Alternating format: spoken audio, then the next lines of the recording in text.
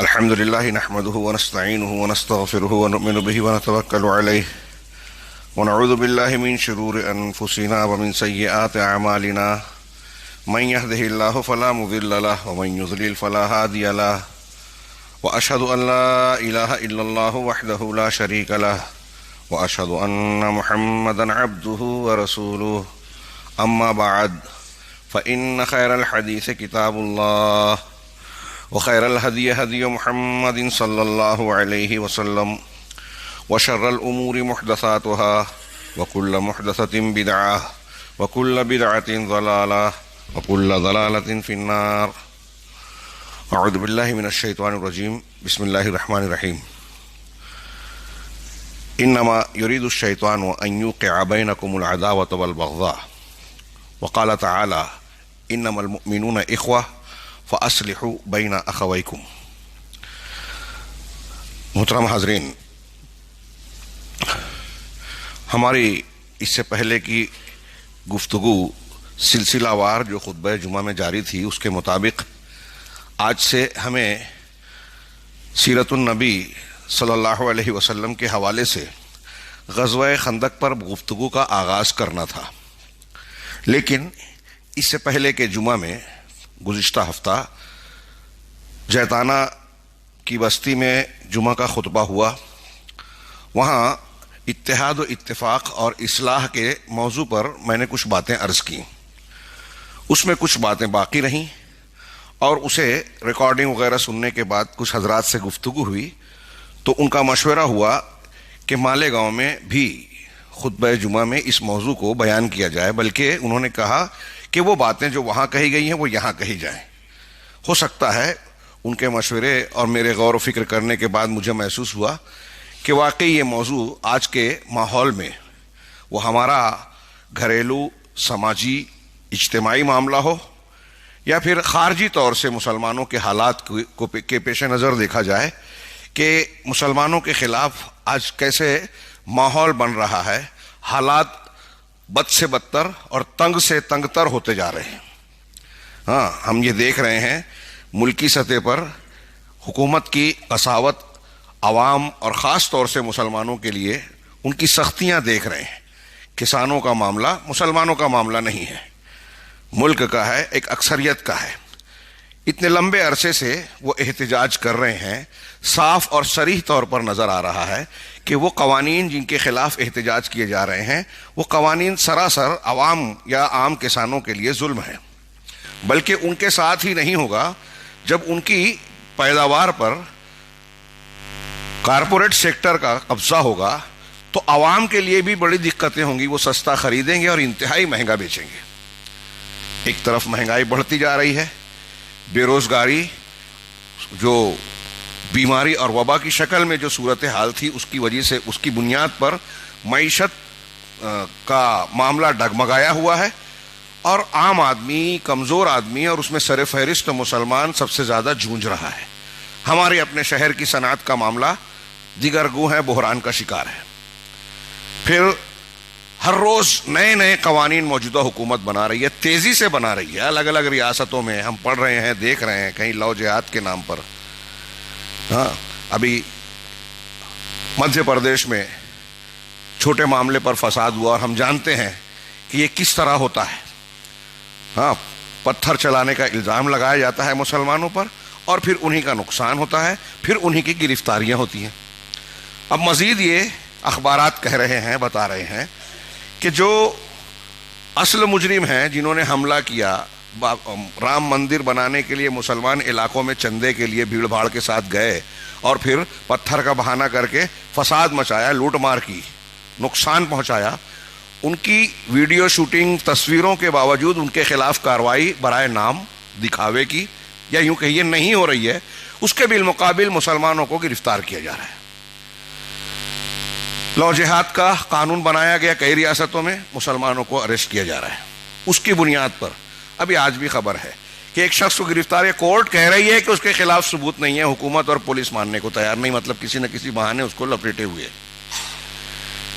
پھر جو قانون گوشت کے سلسلے میں تھا کچھ ریاستوں میں جہاں باقی تھا وہاں پھر سے بنایا جا رہا ہے. بعض ریاستوں میں حکومت حاصل کرنے کی موجودہ حکومت سر توڑ کوشش کر رہی ہے، وہاں حکومت حاصل ہوگی تو وہاں کیا ہوگا اس کا اندازہ اہل نظر کو ہے، ہم بے حسی کا شکار ہوں تو ہوں۔ یہ ساری صورتحال اس بات پر ہم کو اور آپ کو متوجہ کرتی ہے کہ کیا ہم یوں ہی حالات کا دھارا بہنے دیں، خاموش تماشائی بنے رہیں، اور اس طریقے سے جیسے کہتے ہیں کہ ایک بکرا کٹ رہا ہے دوسرا دیکھ رہا ہے اور اپنے کٹنے کا ہم انتظار کرتے رہیں، جانوروں کی طرح اس طرح ہم بے حسی کا شکار رہیں؟ ہم ان حالات اور واقعات کو صرف اس تناظر میں دیکھیں کہ سیاسی طاقتیں اپنے اقتدار کے حصول کے لیے یہ ظلم کر رہی ہیں، زیادتیاں کر رہی ہیں، کارپوریٹ سیکٹر کو مضبوط بنانے اور غریبوں کی مخالفت کرنے کے لیے، ان کا خون چوسنے کے لیے صرف یہ کر رہی ہیں، وہ مسلط ہو گئے ہیں، اور اس طرح کے واقعات ایک کہنا چاہیے کہ معمول کا ایک حصہ ہیں۔ ان کی مختلف اس قسم کی سیاسی یا مذہبی توجیہ کر کے ہم خاموش ہو جائیں؟ ہر شخص، عوام تو عوام، خواص بھی تشویش میں مبتلا ہے، اور جو جتنا زیادہ جانکار ہے حالات پر، جس کی گہری نظر ہے اور ان حالات کے مقاصد پر جس کی نگاہ ہے، وہ زیادہ فکر مند ہے۔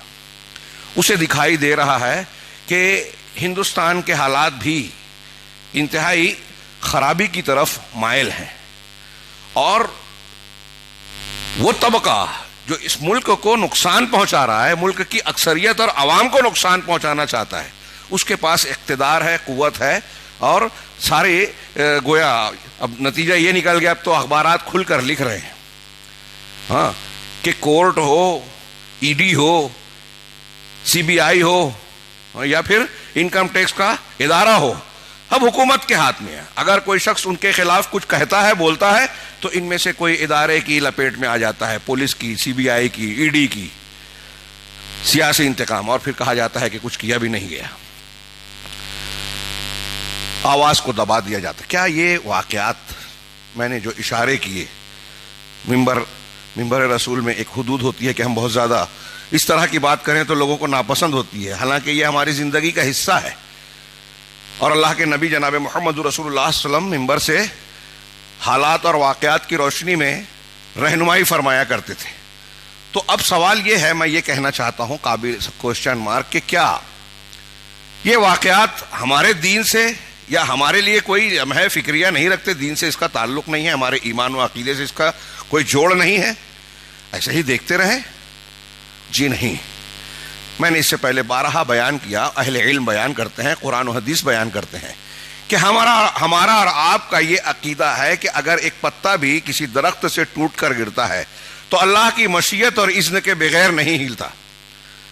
اگر کوئی ظالم حکومت مسلط ہو رہی ہے، ظلم کر رہی ہے، ہمارے حالات خراب سے خراب تر ہوتے جا رہے ہیں، تو کیا اس میں اللہ کی مشیت اور فیصلہ نہیں ہے؟ یقیناً ہے۔ اور کیا جیسے ہم کو یہ کہا گیا کہ اگر کوئی شخص یہ کہتا ہے کہ فلاں ستارے کی وجہ سے بارش ملی تو اس نے ستارے پر ایمان لایا، اللہ کا انکار کیا، ایسے ہی اگر ہم یہ کہتے ہیں کہ ہمارے خلاف ظالم حکومت مسلط ہے، ہمارے خلاف قوانین بنا رہی ہے، مہنگائی بڑھا رہی ہے، ٹیکسز عائد کر رہی ہے، معیشت کو تنگ کر رہی ہے، ہمارے کاروبار کے لیے عرصہ مصیبتیں کھڑی کرتی جا رہی ہے، اور بہت سارے مسائل کی ذمہ دار ہے، تو کیا یہ صرف ایک عادی اور عام بات ہے؟ اس کا تعلق اللہ تبارک و تعالیٰ کی مشیت سے، ہمارے اعمال سے، ہمارے ایمان سے نہیں ہے؟ ایک مومن بندہ اگر قرآن و حدیث کو مانتا ہے تو یہ تسلیم نہیں کرے گا۔ ایمان کی بنیاد پر ہم یہ کہتے ہیں کہ جو کچھ حالات ہیں اس کی نگاہ میں یا تو یہ ہمارے اعمال کے نتائج ہیں یا اللہ تعالیٰ کی طرف سے آزمائش ہے۔ آزمائشیں ہوتی ہیں تو مشقت آتی ہے، رسوائی نہیں ہوتی۔ عذاب آتا ہے تو مشقت اور تکلیف کے ساتھ رسوائی اور بے عزتی بھی ہوتی ہے، اور محسوس ہوتا ہے کہ دعائیں قبول نہیں ہو رہی ہے۔ اس تناظر میں بھی ہمیں دیکھیں تو ہمیں اپنے آپ کا انفرادی طور پر، اپنے گھروں کا، اپنے سماج کا جائزہ لینا انتہائی ضروری ہے۔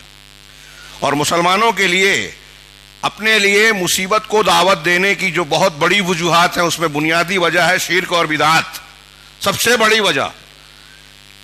اسے ہم انفرادی کہیں، اجتماعی کہیں، اور انفرادی طور سے مسلمانوں کی سب سے بڑی مصیبت ہے اختلاف، انتشار، خود پرستی، خود غرضی۔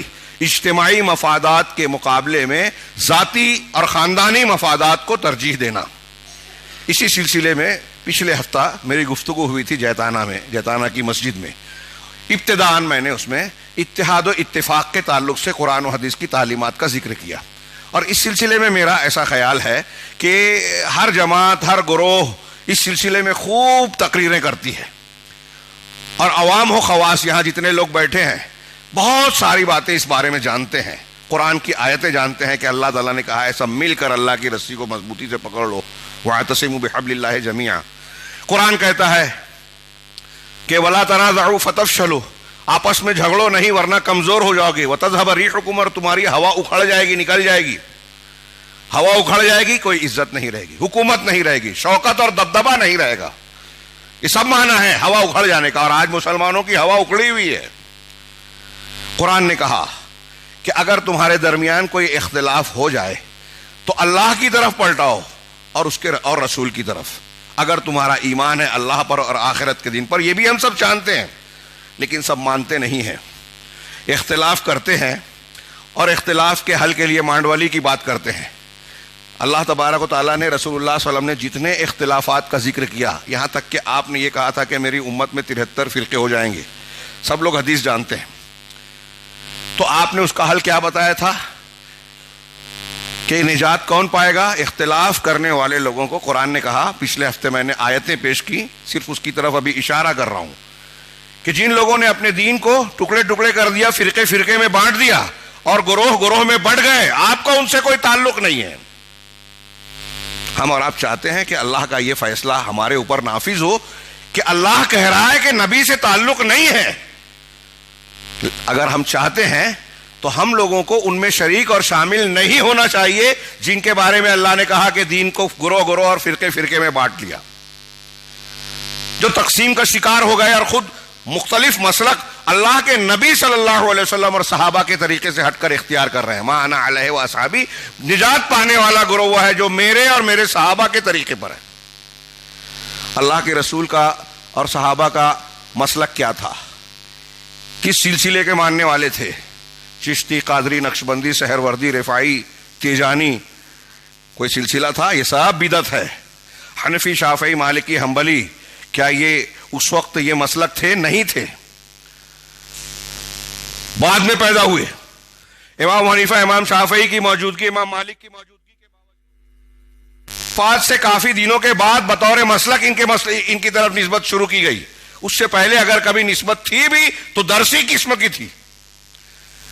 یہ بالکل واضح اور کھلی چیز ہے, لوگ ماننے کے لیے تیار نہیں ہیں. حضرت ابوبکر صدیق, عمر فاروق, صحابہ کرام کون سے مسلک پر تھے؟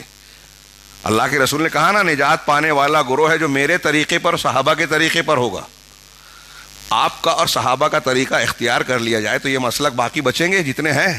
شیعیت بعد میں پیدا ہوئی, خارجیت بعد میں پیدا ہوئی, صوفیت بعد میں پیدا ہوئی, اشعریت, ماتریدیت, حنفیت, شافعیت, مالکیت, سب بعد میں. ختم کر دیں, یہ صحابہ کا دین اختیار کیجئے. کوئی مانے گا؟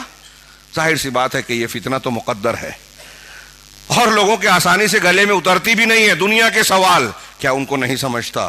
کیا اتنے بڑے بڑے علماء کو نہیں سمجھتا؟ ہمارے باپ دادا بے وقوف تھے, فلاں تھے, ڈھیما تھے. قرآن حدیث کو چھوڑ کر ہمارے سامنے سب چیزیں قابل غور ہے. قرآن حدیث کو مانے یا ان کی مانے. اللہ کے نبی صلی اللہ علیہ وسلم کہہ رہے ہیں, آپ نے کہا کہ میرے بعد جو زندہ رہے گا وہ عنقریب اختلاف اثر ہے, اختلافاً کثیرا, بہت اختلاف دیکھے گا. آپ نے یہ بتایا اختلاف دیکھے گا, تو اختلاف کا حل نہیں بتایا کیا؟ بتایا, ہم نہیں ماننا چاہتے. جب اختلاف دیکھنا تو کیا کرنا؟ سب مسلک کے لوگ یہ حدیث مانتے ہیں, اپنے اپنے حساب سے تشریح کرتے ہیں. فعلیکم بسنتی وسنت الخلفاء الراشدین المہدیین من بعدی, تم پر لازم ہے کہ میری سنت اور میرے بعد میرے خلفائے راشدین کی سنت کو مضبوطی سے تھامے رہو. میری سنت یعنی رسول کی. خلفائے راشدین واضح ہے, ابوبکر صدیق, عمر فاروق, عثمان غنی, حضرت علی کو امت خلفائے راشدین مانتی ہے. اب اگر ان کا بھی اللہ کے رسول سے اختلاف ہو جائے, بالفرض کوئی قول ان کے خلاف پڑ جائے, تو یہ بھی متفق علیہ اہل سنت والجماعت چاروں اماموں کے نزدیک، تمام اہل الحدیث کے نزدیک متفق علیہ بات ہے کہ ابوبکر صدیق، عمر فاروق، عثمان غنی، حضرت علی، ان میں سے کسی کی بات سنت رسول کے خلاف ہو تو سنت کو لیا جائے گا، ان کی بات چھوڑ دی جائے گی. کتابوں میں لکھا ہوا ہے. اور آپ ان کی پکڑو گے، اللہ کے نبی کی بات چھوڑو گے تو گمراہ ہو جاؤ گے. ان کی کیا، ابوبکر صدیق، عمر فاروق کی کیا؟ اگر حضرت موسیٰ اور حضرت عیسیٰ علیہ السلام جو پیغمبر تھے ان کی بات کے حوالے سے آپ نے سنت رسول کو اگر چھوڑ دیا تو بھی گمراہ ہو جائے گے. صاف حدیث موجود ہے.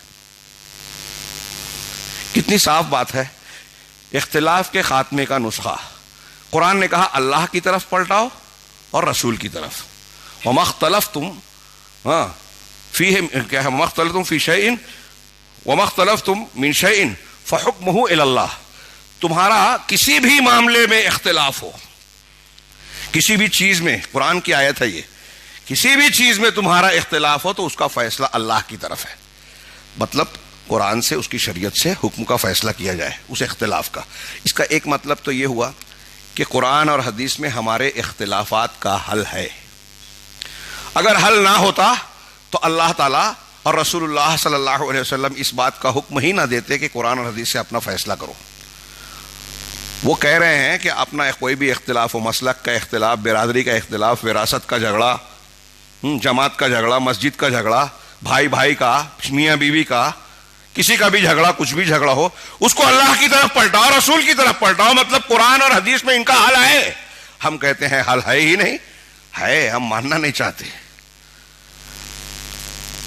اور یہ ہمارے لیے یہ اختلافات مسلمانوں کی ہوا کو اکھاڑنے کے لیے، ان کو بے حیثیت بنانے کے لیے، اس سے کاٹ کر اس سے اختلاف پیدا کر کے دشمن ہمارا استعمال کرتا ہے. شیاطین الانس، شیاطین الجن، یورپ اور امریکہ کی حکومتیں ہوں، ہندوستان کی ہوں، مختلف سیاسی پارٹیاں ہوں، مسلمانوں کو بانٹ کر بے حیثیت بناتی ہیں اور ہم اپنے ایمان کو، اپنے ضمیر کو بیچتے ہیں. ابھی آئیے دیکھیے الیکشن ہوگا ہمارے یہاں، سارے اجتماعی مفادات، دین کی اور سماجی فہم کنارے ہوگی. ہمارے بچے بیمار پڑتے ہیں، ہمارے گھر، شہروں میں، ہمارے محلے میں گندگی ہوتی ہے، روڈ سڑک نہیں بنتے ہیں، اور سارے مسائل ہوں، لیکن ہم 200، 400، 500 میں ووٹ بیچیں گے.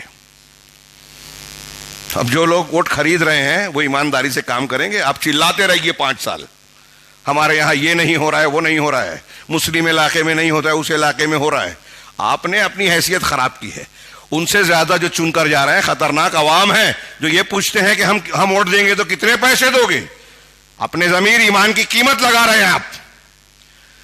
نہ کوئی دین کے معاملے میں سنجیدہ ہے، نہ اجتماعی مفادات دنیاوی اعتبار سے.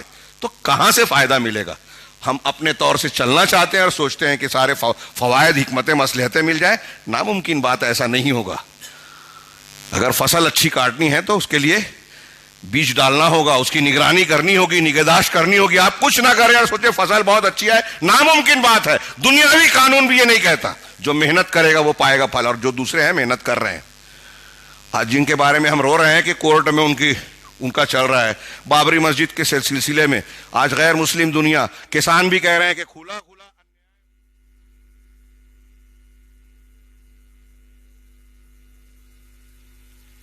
ہندوؤں کا حق تھا، لیکن جذبات کی بنیاد پر فیصلہ ان کے حق میں دیا گیا. اس صریح ظلم کا فیصلہ سب سے اعلیٰ عدالت سے ہو رہا ہے. ہم بے بس ہیں، بے حیثیت ہیں. کیوں؟ کورٹ میں ان کی، CBI میں ان کی پکڑ، محکموں پہ ان کی پکڑ. یہ ایسے ہی ہو گیا.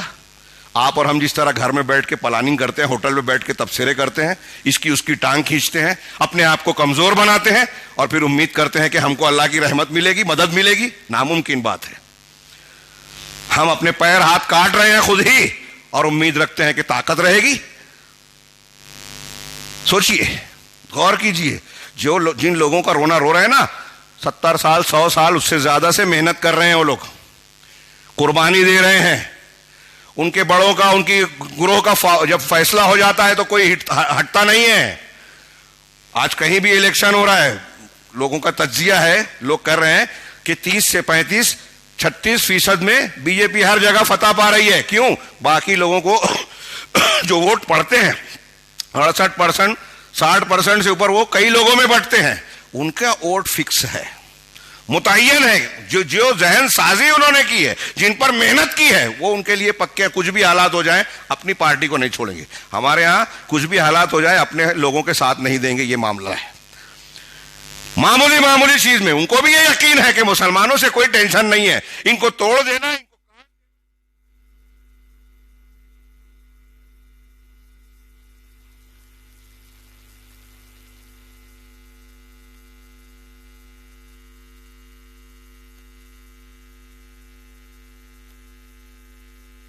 بھی بے حسی ہے ہماری.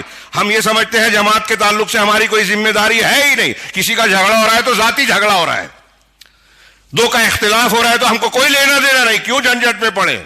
جماعت تو ان کے باپ کی ہے، ہمارا کیا؟ تبصرہ ہم کریں گے. اگر کوئی کام ہوتا ہے، کوئی تقریر ہوتی ہے، کوئی بات ہوتی ہے، اس نے غلط کیا، اس کو ایسا نہیں کرنا چاہیے تھا، ارے وہ تو ایسا ہے، اس میں ہم کو مزہ آتا ہے، اس میں ہم بیان کرتے ہیں، لوگوں کے سامنے صرف تبصرے کرتے ہیں، اس میں ہم بہت قابل بھی ہیں. کس کی کیا غلطی ہے جانے بغیر تبصرہ کر لیں گے. حقائق معلوم نہیں ہے، دونوں طرف کی ضرورت معلوم نہیں ہے، اجتماعی کیا نقصان ہو رہا ہے اس کا تو احساس ہی نہیں ہے قوم کو. ہماری جماعت میں سب سے زیادہ دانشور مسلمان اپنے بیٹھ کر تبصرہ کریں گے. جیسے کاروبار کا حال ہے نا، آپ کسی مالیگاؤں شہر میں بیٹھے، کسی سیٹ سے کسی کاروباری سے پوچھئے تو وہ بڑی علم و دانش کی باتیں کرے گا، اتحاد و اتفاق کے فوائد بتائے گا، کیسے کاروبار میں کہاں خامی ہے یہ بھی بتائے گا، کیا اس کا حل ہے یہ بھی بتائے گا. لیکن صاحب منتشر، کوئی نتیجہ نہیں. یہی حال ہر معاملے میں، دین میں، جماعت میں، سیاست میں، اقتصادیات میں، ہر جگہ یہی معاملہ ہے. کیوں؟ سب سے بڑی بنیاد تو عقیدہ ہی درست نہیں ہے، اللہ کا ڈر نہیں ہے، آخرت کو ترجیح نہیں ہے. اس لیے سب ذات کے بندے بنے ہوئے ہیں. میرا فائدہ ہو، میری اولاد کا فائدہ ہو. وہی اولاد جو بڑی ہو کے آپ کو گھر سے نکال دے گی، کیونکہ آپ اس کو بھی دین سکھا نہیں رہے. جب آپ خود نہیں جانتے تو وہ کیا سیکھے گا؟ تو وہ بھی دنیا کا بندہ ہے. آپ اپنے بہنوں اور بڑوں کا حصہ مارتے ہیں، کسی سے بے ایمانی سے مال کماتے ہیں، اس کو حرام لقمہ کھلاتے ہیں، تو نہ وہ آپ کی عزت کرتا ہے، نہ پھر بھائی بھائی کا حق دینے کے. آپ کی اگلی نسل میں بھی اختلاف ہوگا. آپ نے دوسرے کا حصہ مارا ہے، آپ کا ایک بیٹا اپنے بھائی کا، اپنے بہن کا حصہ مارے گا. سلسلہ چل رہا ہے. بات پھیل گئی. میں آج بڑے اختصار کے ساتھ کچھ خاص باتیں پیش کرنا چاہتا تھا. مسئلہ یہ ہے کہ یہ بات پھیلی کہ اس موضوع کے سلسلے میں ہماری بے حسی بہت زیادہ بڑھ گئی ہے. مسلمانوں پر کیسے خطرات منڈلا رہے ہیں ہم کو احساس نہیں ہے. یہ اللہ کا کرم ہے کہ بعض قوموں کا بعض قوموں سے اختلاف ہو جاتا ہے. جیسے ابھی کچھ لوگوں کا معاملہ چل پڑا تو تھوڑا سا لوگوں کی سمجھ میں آ رہا ہے، بیانات آ رہے ہیں کہ کسانوں کی تحریک کے تناظر میں، CAA NRC کے سلسلے میں، اور مسلمانوں کے تعلق سے جو مسجد کا اور دوسرے فیصلے ہوئے اس سلسلے میں کچھ لوگ غیر مسلم اعتراف کر رہے ہیں کہ ان کے ساتھ ظلم ہوا. ورنہ صورتحال فلسطین شام میں جس طرح ہو رہی ہے نا، کہ آپ اپنے گھر میں نہیں رہیں گے، آپ کے بچے کھانے پینے کے لیے ایک گھونٹ دودھ کے لیے ترس جائیں گے. گھر سے باہر نکلیں گے تو گولیاں اور بم آپ کا استقبال کر سکتی ہیں. دنیا صرف بیان بازی کرے گی اس لیے کہ آپ اور ہم مسلمان ہیں. اگر ہمارے آپ کو مدد کرنی ہے تو پہلے اپنے خود کی مدد کریں. خود کی مدد کرنی ہے تو اللہ سے رشتہ اور ناطہ جوڑیں. اللہ سے رشتہ اور ناطہ جڑے گا تو ہم دین کو، آخرت کو، دینی تعلیمات کو ترجیح دیں گے، ذاتی مفاد کو قربان کر کے اتحاد و اتفاق کی طرف جائیں گے. اللہ کے رسول صلی اللہ علیہ وسلم نے اور شریعت اسلامیہ نے جہاں یہ بتایا کہ اتحاد و اتفاق کے اندر سارے فائدے اور قوتیں ہیں، وہاں یہ بھی بتایا کہ اختلاف کے سارے نقصانات ہیں، لیکن یہ بھی بتایا کہ اختلاف ہوگا. اور کس سطح کا اختلاف ہے جو مسلمانوں میں نہیں ہے یا دنیا میں نہیں ہے؟ مسلک اور دین کا اختلاف، برادری کا اختلاف، علاقے کا اختلاف، زبان کا اختلاف، گھروں میں مختلف مسائل اور لین دین کا اختلاف، کاروبار میں اختلاف، قرض کا لین دین ہو رہا ہے وہاں کسی معاملے میں جو ہے وصولی اور ادائیگی کے سلسلے میں اختلاف، جھگڑا. ایسے بہت سے جھگڑے ہیں. اللہ تبارک و تعالیٰ نے جہاں یہ بتایا کہ ان اختلافات کا حل قرآن و حدیث میں ہے، وہیں یہ تعلیم دی جس کو میں نے پچھلے ہفتے پیش کیا تھا اور جس کی یہاں پیش کرنے کی، عام کرنے کی، بار بار دہرانے کی ضرورت ہے اس کی تفصیلات کو، کہ مسلمانوں کے درمیان ایسے لوگ، ایسے افراد اور گروہ ہونا چاہیے، باقوت گروہ، جو اختلافات اگر ہو جائیں تو مسلمانوں کے درمیان صلح کرانے کی کوشش کریں. میں نے بہت سی دلیلیں دی کہ قرآن حدیث آپ اٹھائیں، صلح کرانے، مفاہمت کرانے کی کتنی فضیلت بیان کی گئی ہے۔ سنن کی روایت میں نے پیش کی تھی اور یہاں بھی مختلف موضوعات کے تحت آ چکی کہ نماز، آپ نفلی نماز پڑھیں، نفلی روزہ رکھیں، صدقہ و خیرات کریں۔ کچھ لوگ ہیں نا فضائل میں لگے رہتے ہیں، تسبیح بیان کریں کہ اللہ کے رسول نے کہا کہ ان چیزوں سے، نماز، روزہ، حج، یہ جو نفلی ہیں، فرض کی بات نہیں، ہاں، صدقہ و خیرات، یہاں تک کہ امر بالمعروف نہی عن المنکر سے بھی زیادہ فضیلت والی بات کیا میں تمہیں نہ بتاؤں؟ صحابہ نے کہا کیوں نہیں، ضرور۔ تو آپ نے کہا اصلاح ذات البین او صلاح ذات البین، کہ لوگوں کے درمیان کے اختلافات کی اصلاح کرنا۔ اس لیے آگے آپ نے بعض روایتوں میں، کچھ حدیثوں میں یہ ہے، بعض میں اضافہ ہے، بعض میں نہیں ہے، کہ مسلمانوں کے درمیان فساد پھیلانا یہ حالقہ ہے، مونڈ دینے والی ہے۔ اللہ کے رسول نے اس میں وضاحت کی کہ میں یہ نہیں کہتا کہ بالوں کو مونڈ دینے والی ہے، بلکہ یہ کہتا ہوں کہ یہ دین کو مونڈ دینے والی ہے، دین کا خاتمہ کر دینے والی ہے۔ اللہ کے نبی صلی اللہ علیہ وسلم کا ارشاد ہے کہ لیس الکذاب الذی یصلح بین الناس فینمی خیرا، ہاں، کہ بخاری کی حدیث ہے یہ، بخاری اور دوسری کتابوں میں بھی، کہ وہ شخص جھوٹا نہیں ہے، وہ شخص جھوٹا نہیں ہے جو لوگوں کے درمیان اصلاح کرتا ہے۔ جھوٹ کبیرہ گناہوں میں سے ہے۔ جھوٹ کے مختلف قسمیں ہیں۔ ایک جھوٹ شرک اور کفر والا ہے، وہ تو سب سے بڑا ہے۔ ایک جھوٹ نبی کریم صلی اللہ علیہ وسلم اور اللہ کی طرف نسبت کر کے کوئی بات کہنا ہے کہ یہ حلال ہے، یہ حرام ہے، یہ بھی سب سے بڑا جھوٹ ہے۔ ایک جھوٹ یہ ہے کہ کوئی غیر نبی کہے کہ میں نبی ہوں۔ ایک جھوٹ یہ ہے کہ نبی کو کہے کہ میں نبی نہیں مانتا۔ یہ سب سے بڑے جھوٹ ہیں۔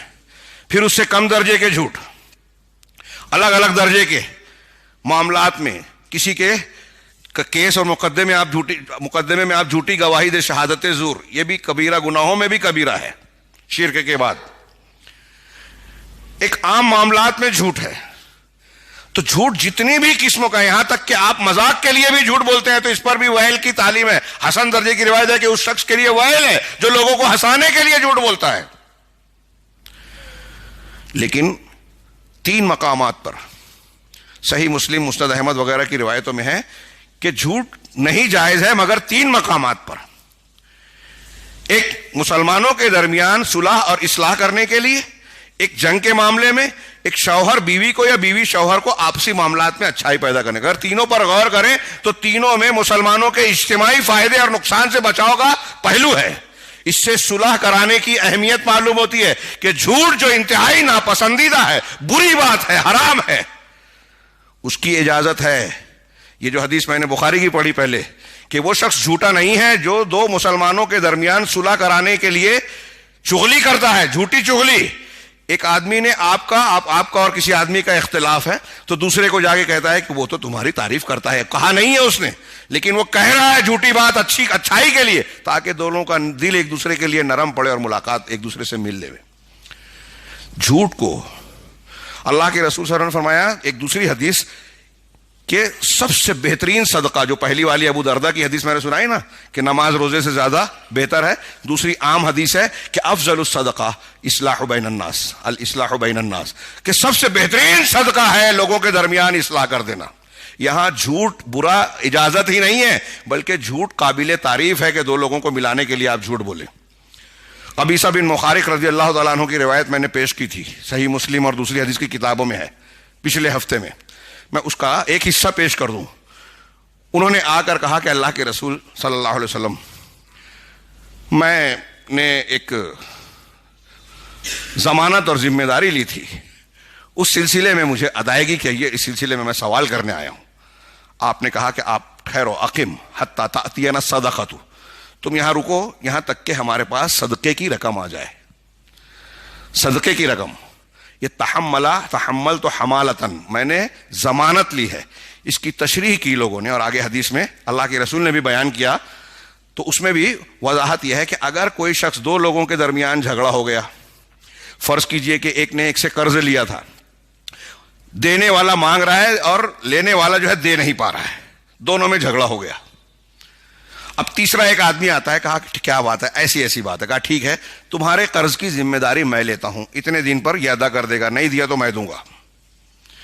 اسی طرح مسلم حکومت میں کسی کی دیت ہو، کسی کا اور کوئی حق ہو، ایک شخص کو دینا ہے اور دیکھ کو لینا ہے، ایسی کچھ باتوں پر کوئی جھگڑا ہو جائے، کسی کی ادائیگی ہو، آپ کا ایکسیڈنٹ ہو گیا، کسی کا جانور آپ سے مر گیا، اب پیسے نہیں ہیں، وہ مانگ رہا ہے، ہاسپٹل میں علاج کر رہا ہے، وہ دینا ہے، آپ نہیں دے پا رہے ہیں، تو ایک تیسرا آدمی کھڑا ہوتا ہے کہ میں دینے کے لیے تیار ہوں، آپ اتنی مہلت دی دیجیے یا اس طرح کیجیے. ذمہ داری اور ضمانت لے لی.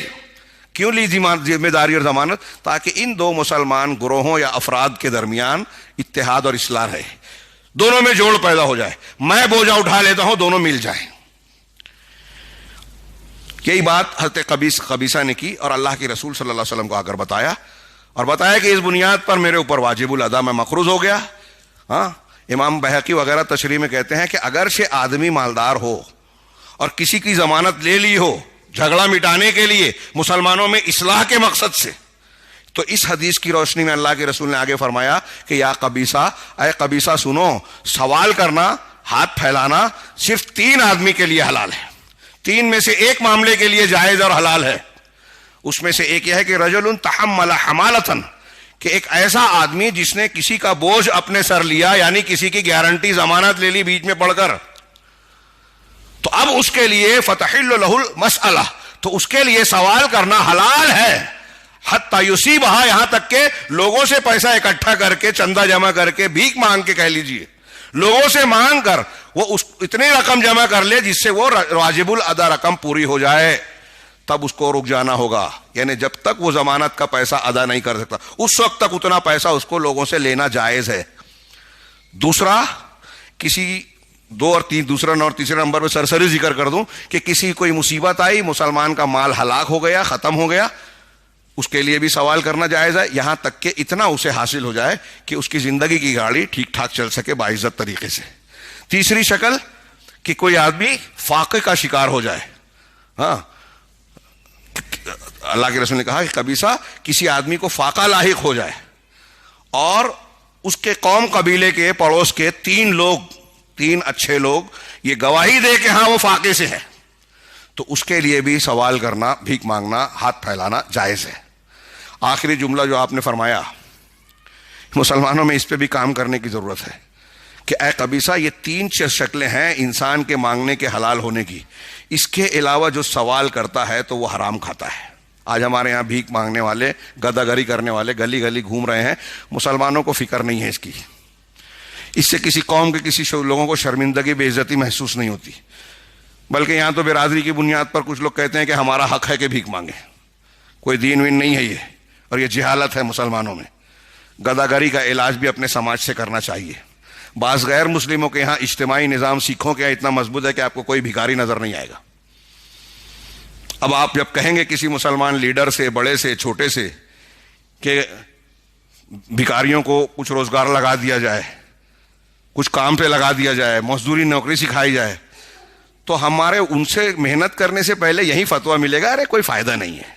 جن کی عادت ہے وہ مانگیں گے تو کوئی فائدہ نہیں ہے. جو کافر ہیں کافر رہیں گے، کوئی فائدہ نہیں. جو گنہگار ہے گنہگار رہیں گے، جو زانی ہے زنا رہے گا، جو چور ہے چور. تو اصلاح کی کوششیں، تقریریں، خطابات، جمعہ کے خطبے بند کر دیے جائے، کوئی فائدہ نہیں ہے. کوئی فائدہ کیوں نہیں ہے؟ اگر آپ محنت کرتے ہیں، سامنے والا مانے یا نہ مانے، اسلام قبول کرے یا نہ کرے، آپ کو اجر ملے گا. آپ اپنا حق ادا کر چکے، آپ نے حق ادا نہیں کیا تو اللہ سوال ضرور کرے گا. ہمارے یہاں یہ بھی بے حسی پائی جاتی ہے، مسئلے کو مسئلہ سمجھا ہی نہیں جاتا. جانوروں کی طرح اپنی زندگی گزارنا ہم جو ہے اس پر قناعت کیے ہوئے ہیں. تو یہ ایک شکل میں نے بتایا اصلاح کی کیا اہمیت ہے. ہاں، جھوٹ بولنا حرام ہے، لیکن اصلاح کے لیے جھوٹ بولنا جائز ہے. اصلاح کے لیے مقصد صحیح ہو. جھوٹ بولنا، سوال کرنا، بھیک مانگنا ناجائز ہے، لیکن 2 مسلمانوں میں صلح کرانے کے لیے آپ کوئی بوجھا لیتے ہیں اور اس کے لیے ہاتھ پھیلاتے ہیں تو جائز ہے. کتنی اہمیت ہے اس کی.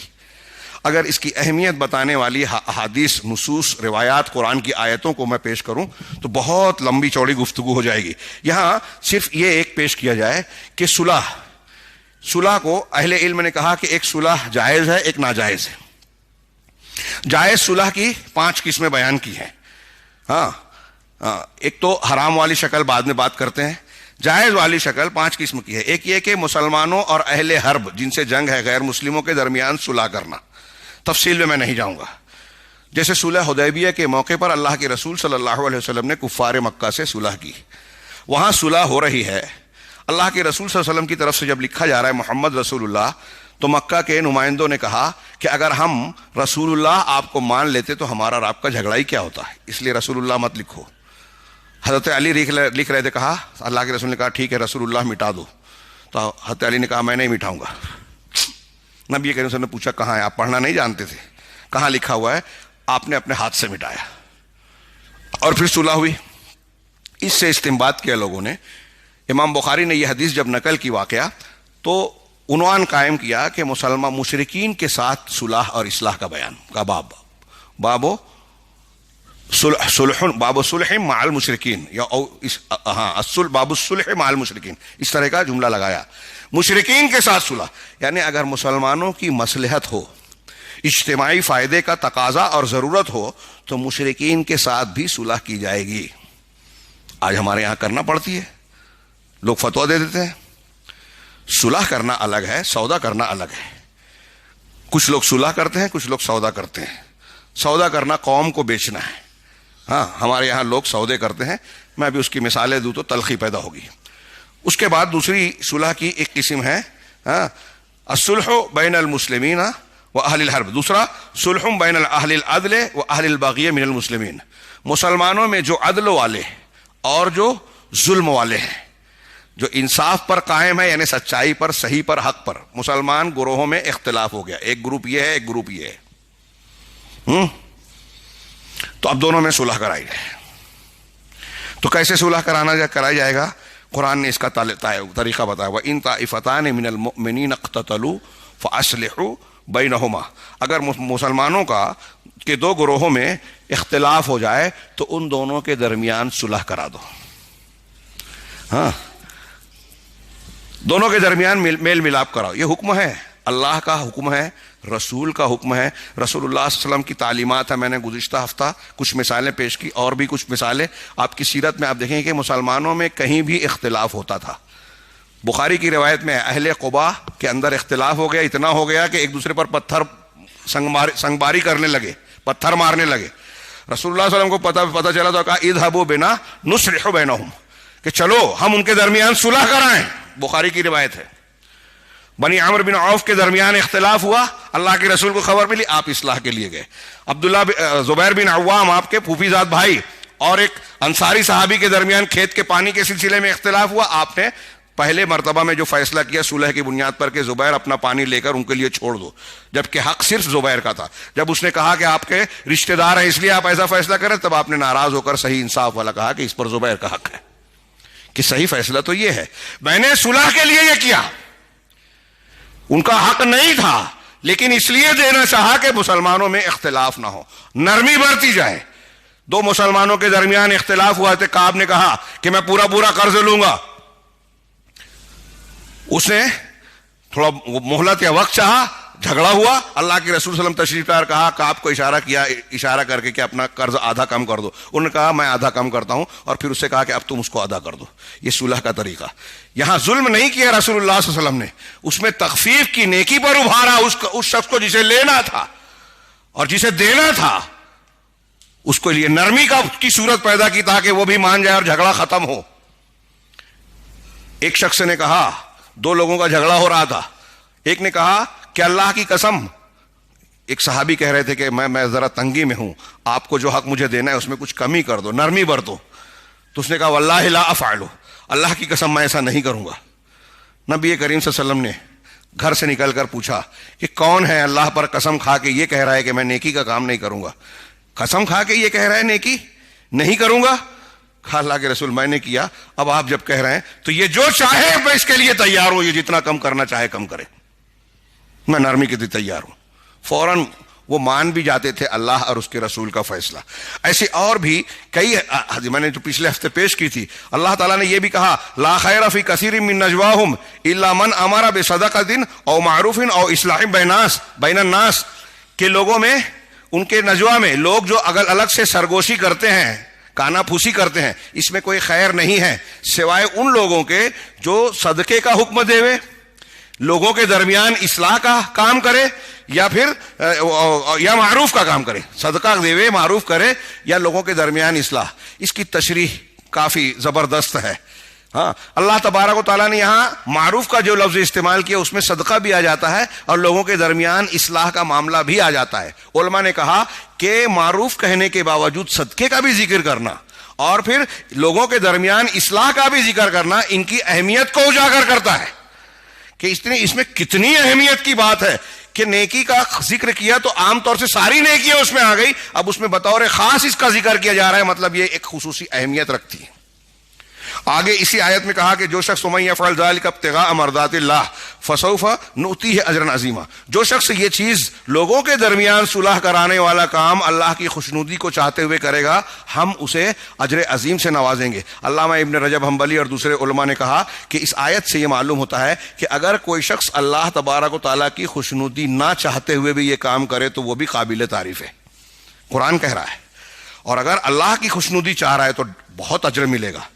اللہ کی خوشنودی نیت میں نہیں ہے تب بھی لوگوں میں صلح کرانا نیکی کا کام ہے. یہاں وقت زیادہ ہو رہا ہے, ابھی اور بھی اصلاح اور صلح سے متعلق اور بھی کچھ نصوص اس کی اہمیت کو اجاگر کرنے والی ہیں, اسے نہ پھیرتے ہوئے میں اس سلسلے کی زیادہ اہم بات کو پیش کرنا چاہتا ہوں. اس میں جو تیسری قسم ہے, میاں بیوی کے درمیان جھگڑا ہو جائے تو اس کے سلسلے میں صلح کرانا, اس پر اللہ تبارک و تعالیٰ کا قول یہ دلالت کرتا ہے وَإِنْ خِفْتُمْ شِقَاقَ بَيْنِهِمَا فَابْعَثُوا حَكَمًا مِّنْ أَهْلِهِ وَحَكَمًا مِّنْ أَهْلِهَا. اگر میاں بیوی کے درمیان اختلاف کا تمہیں ڈر ہو کہ توڑ ہو جائے گا تو اس گھر سے ایک حکم, اس گھر سے ایک فیصل رقم اختیار کیا جائے. ہاں, اگر وہ اصلاح چاہتے ہیں تو دونوں کے درمیان موافقت پیدا کر دے گا اللہ تعالیٰ, موافقت کی شکل نکال دے گا اور وہ موافقت کر دیں گے.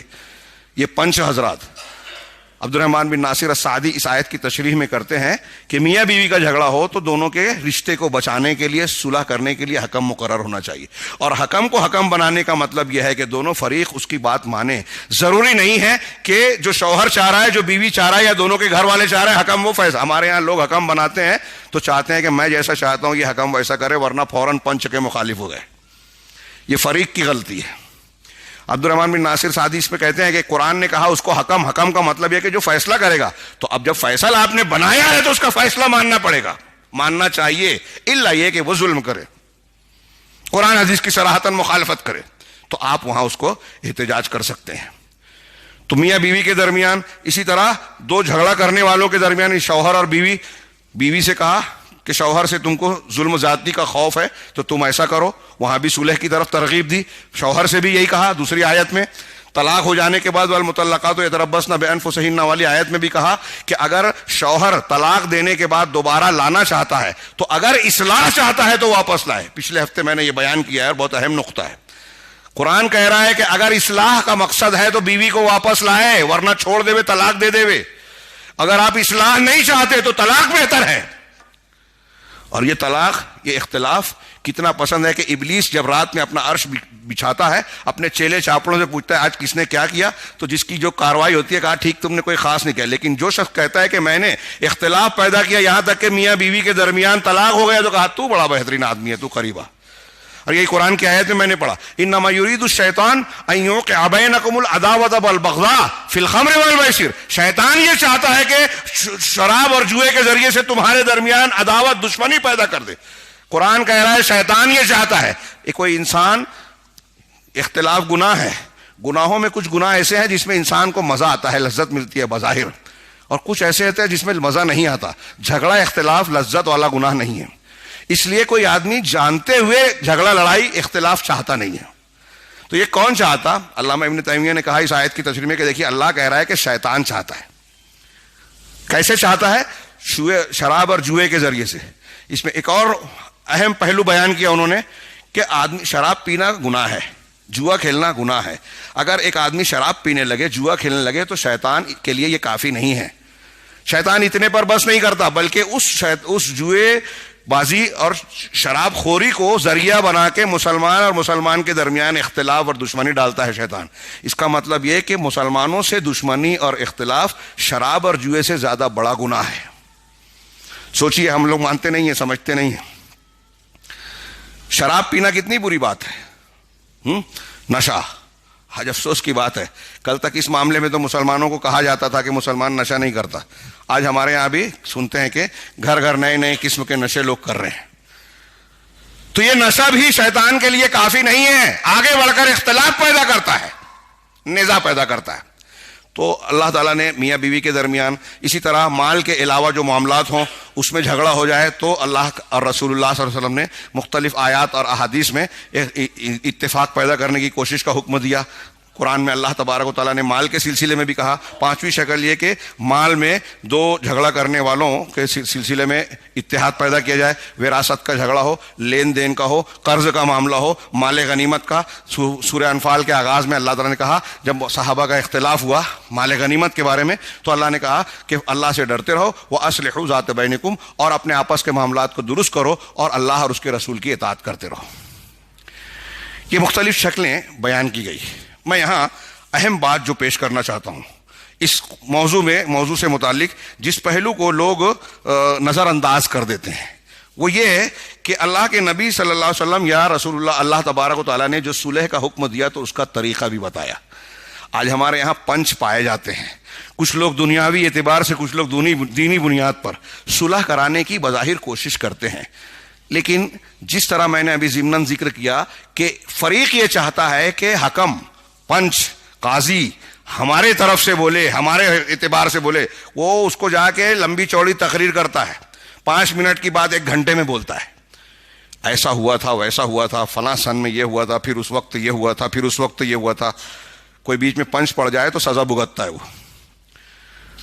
اور یہ لمبی چوڑی بات کر کے فریق کو یہ محسوس ہوتا ہے کہ میں اتنی لمبی کروں گا تو یہ میری طرف سے بولنے لگے گا، حق پر ہو یا نہ ہو، ایسی کوشش ہوتی ہے۔ تو ایک طرف تو اس کی زیادتی ہے یا غلط خواہش، دوسری طرف فیصلہ کرنے والوں کے سلسلے میں قرآن اور حدیث کی ہدایت۔ میرے پاس زیادہ وقت نہیں رہ گیا، ایک آیت اور ایک حدیث صرف پیش کرتا ہوں۔ قرآن کی یہ جو آیت ابھی ہم نے پڑھی کہ اگر مسلمانوں کے 2 گروہوں میں اختلاف ہو جائے تو ان کے درمیان صلح کر دو، فَإِن بَغَتْ إِحْدَاهُمَا عَلَى الْأُخْرَى، اللہ نے آگے فرمایا کہ اگر ان میں سے ایک دوسرے پر بغاوت کرے، زیادتی کرے، کیا ہے، فَقَاتِلُوا الَّتِي تَبْغِي حَتَّى تَفِيَ إِلَىٰ أَمْرِ اللَّهِ، تو جو بغاوت کر رہی ہے، ماننے کو تیار نہیں ہے، اس کے ساتھ جنگ کرو۔ مسلمان کے 2 گروہ لڑ گئے، دونوں میں صلح کرنے کی کوشش کرو، اب جو باغی ہے اس کو سمجھاؤ، نہیں مانے تو اس کے خلاف جنگ کرو۔ اگر کوئی شخص صلح نہیں کر رہا ہے انصاف کے ساتھ تو اس سے لڑائی کرنا جائز حکم ہے قرآن کا۔ ہم لوگ سمجھتے ہیں کہ دوسرے کے پھٹے میں کیوں ٹانگ ڈالے، یہ تو ان کا جھگڑا ہے، مسلمانوں کا نقصان پہنچ، جماعت کا جو تیا پانچا ہو، ہاں نقصان ہو، ہم کو کوئی لینا دینا نہیں، جماعت تو ان کی ہے نا، آپ کی تو جماعت ہے ہی نہیں، جن کا جھگڑا ہو رہا ہے جماعت ان کی ہے، ان کا حق مارا جا رہا ہے، آپ کو اس سے بھی غرض نہیں ہے کون صحیح ہے کون غلط، جو خبر سن لی الٹی سیدھی مان لیا، جو جھوٹ پھیلا رہا ہے قبول کر لیا، سب اسلام اور اسلامی تعلیمات کے خلاف ہمارا عمل، رویہ، اجتماعی رویہ۔ خاص جگہ پر ہم مسلمان ہیں، اہل الحدیث ہیں، پورے دین کو ماننے والے ہیں ہی نہیں، اچھے لوگ نہیں مان رہے دین کو، علماء کو دیکھ رہے ہیں ہم، عوام کی بات چھوڑیے۔ تو جو بغاوت کر رہا ہے اس سے جنگ کرو، ساتھ مت دو، فوٹو مت کھینچواؤ، اس سے جنگ کرو، حتی تفیہ الی امر اللہ، یہاں تک کہ وہ اللہ کے حکم کی طرف پلٹ آئے، لوٹ آئے۔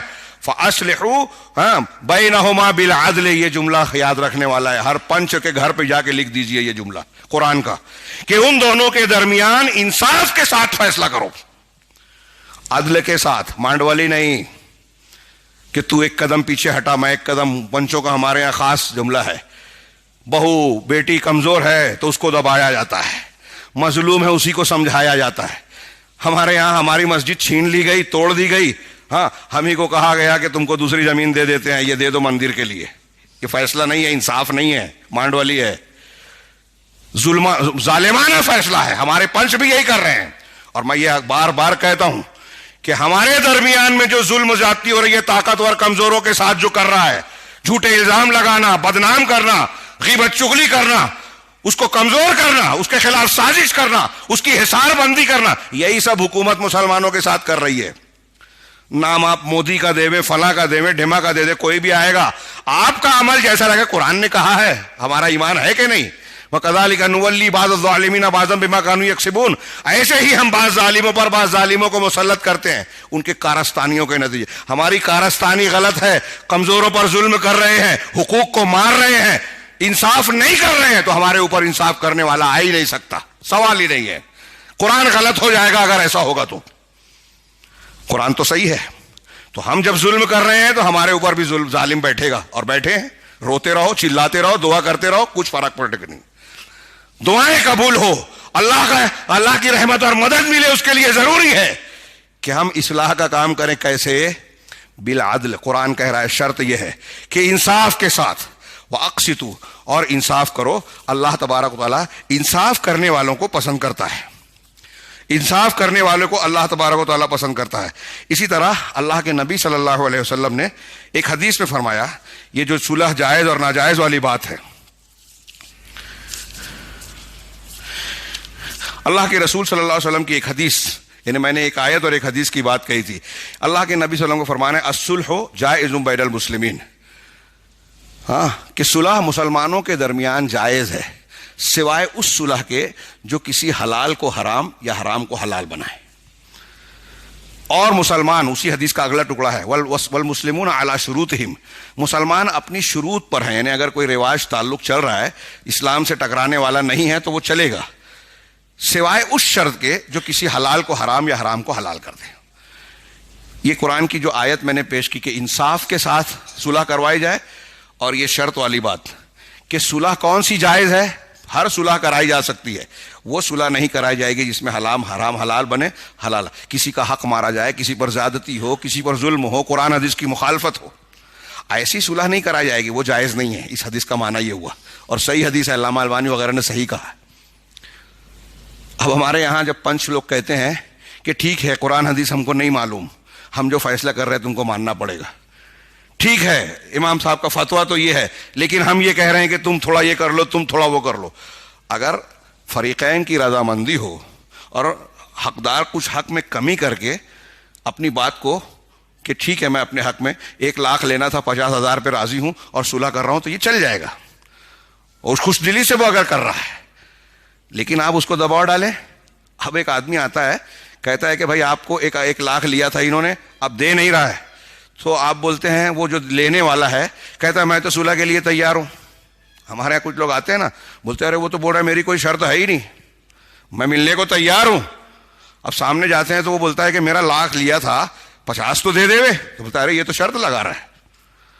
تو جو مانگ رہا ہے لوگ اس کو مجرم بول رہے ہیں، یہ شرط لگا رہا ہے، اور وہ کہہ رہا ہے کہ مجھے کوئی بھائی جب آپ 1 لاکھ روپیہ کھا کے بیٹھے ہو، جماعت کا ہڑپ کر کے بیٹھے ہیں، آپ اجتماعی فائدے کے لیے چیزوں کو، ملکیت کو آپ نے بدل دیا، تو آپ سے اس کی اصلاح کی بات کی جا رہی ہے، ان چیزوں کی اصلاح کی بات کی جا رہی ہے جس سے جماعت کو، اجتماعیت کو، لوگوں کو نقصان پہنچ رہا ہے. تو یہ انصاف کی بات ہے یا ظلم کی بات ہے؟ کسی کو کچھ بھی لگے کہ میں کسی کو فلاں کو بول رہا ہوں، ہمارے سماج میں جو ہو رہا ہے اسی کو بولا جائے گا نا. ہر طرف ہو رہا ہے، گھروں میں ہو رہا ہے، جماعتوں میں ہو رہا ہے، جگہ جگہ ہو رہا ہے یہ ظلم، اور ہم سمجھتے ہیں کہ دونوں فریق کا جھگڑا ہے. انصاف کی بات کیجئے، انصاف دلوائیے. اگر آپ چاہتے ہیں اللہ کی رحمت آئے تو یہاں انصاف کرنا پڑے گا، اور اگر آپ نہیں تیار ہیں تو انتظار کیجئے، آپ کے اور میرے گھر بھی عذاب آئے گا. پولیس والے ہمارے گھر میں بھی کسی کو اٹھا کے لے جائیں گے، کسی پر الزام لگائیں گے، ہمارا کارخانہ جل سکتا ہے، خراب ہو سکتا ہے، ہمارے اوپر پابندی لگ سکتی ہے، ہمارے کاروبار پر تالا لگ سکتا ہے، اللہ کا کوئی بھی عذاب آ سکتا ہے. جس سماج میں ظلم کیا جائے اللہ اس پر ظالم مقرر کرے گا، اور ہم پر ظالم مقرر ہے، آنکھیں کھولنے کے لیے ہم تیار نہیں ہیں. یہ اللہ کے رسول نے فرمایا کہ اگر 2 لوگوں میں اختلاف ہو تو انصاف کے ساتھ ہو. اس طرح نہیں، میں نے اشارہ کیا تھا پچھلے ہفتے کے خطبے میں کہ قاضی 3 طرح کے ہوتے ہیں. 2 جہنم میں جائیں گے، ایک جنتی ہوگا. جہنم میں جانے والا کون؟ قاضی. یہاں پنچ بھی قاضی ہے، جج بھی قاضی ہے، فیصل حکم جو بھی ہوگا وہ قاضی ہے. اگر کوئی شخص حق کو جانتا ہے، 2 فریق کے بارے میں حق کو جانتا ہے اور حق کے خلاف فیصلہ کر رہا ہے، تو وہ ظالم ہے، جہنم میں جائے گا. صلح کی بہت قیمت ہے. اللہ کے رسول، بخاری وغیرہ کی روایت ہے، اپنے بیٹے حسن بن علی کے بارے میں کہا، اپنے نواسے کے بارے میں، ان ابنی ھذا سید، میرا یہ بیٹا سردار ہے. ہاں، اللہ کے رسول نے اپنے بیٹے کے، اپنے نواسے کے بارے میں کہا کہ میرا یہ بیٹا سردار ہے، سید ہے.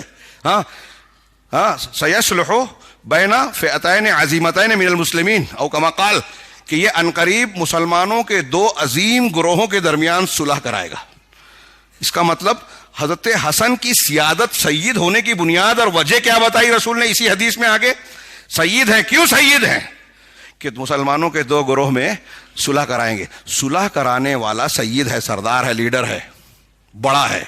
ان کی فضیلت یہ ہے کہ انہوں نے صلح کرائی. حضرت امیر معاویہ اور اہل کوفہ کے درمیان جو صلح ہوا اور عام الجماعہ کہلایا، واقعہ آپ جانتے ہیں.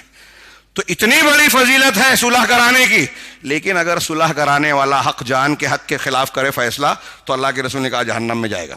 یا وہ صلح کرانے والا یا پنچ جو حق کو جانتا نہیں ہے اور فیصلہ کر رہا ہے، جاہل ہے اور فیصلہ کر رہا ہے، وہ بھی جہنم میں جائے گا.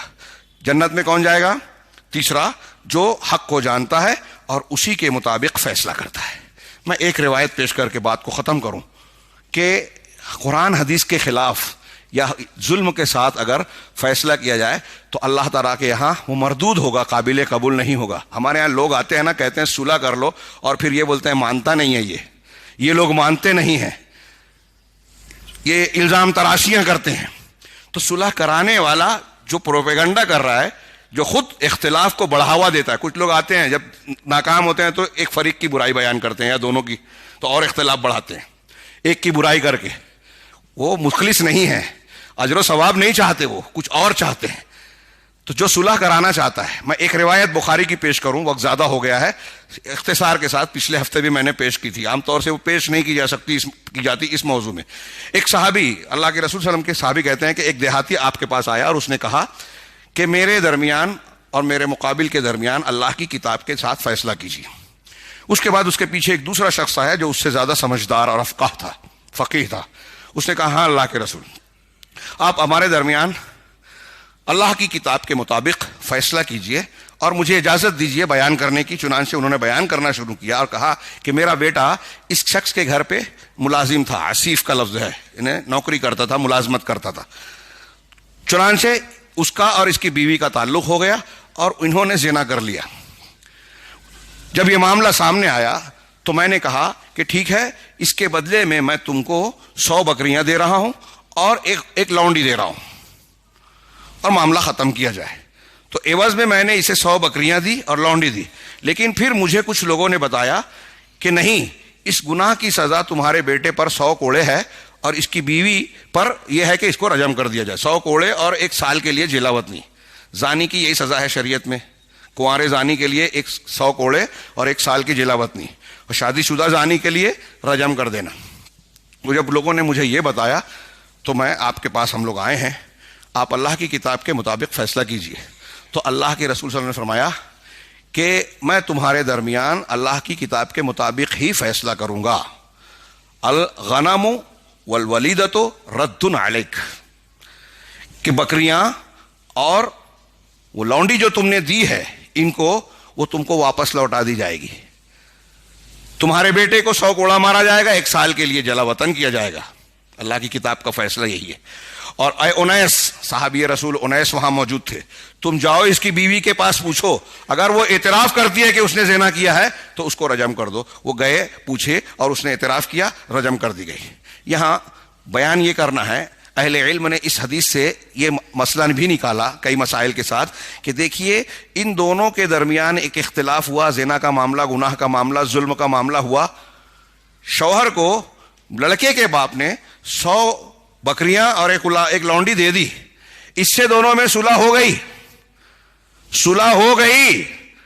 لیکن اس صلح کو رسول اللہ صلی اللہ علیہ وسلم نے قائم نہیں رکھا، برقرار نہیں رکھا.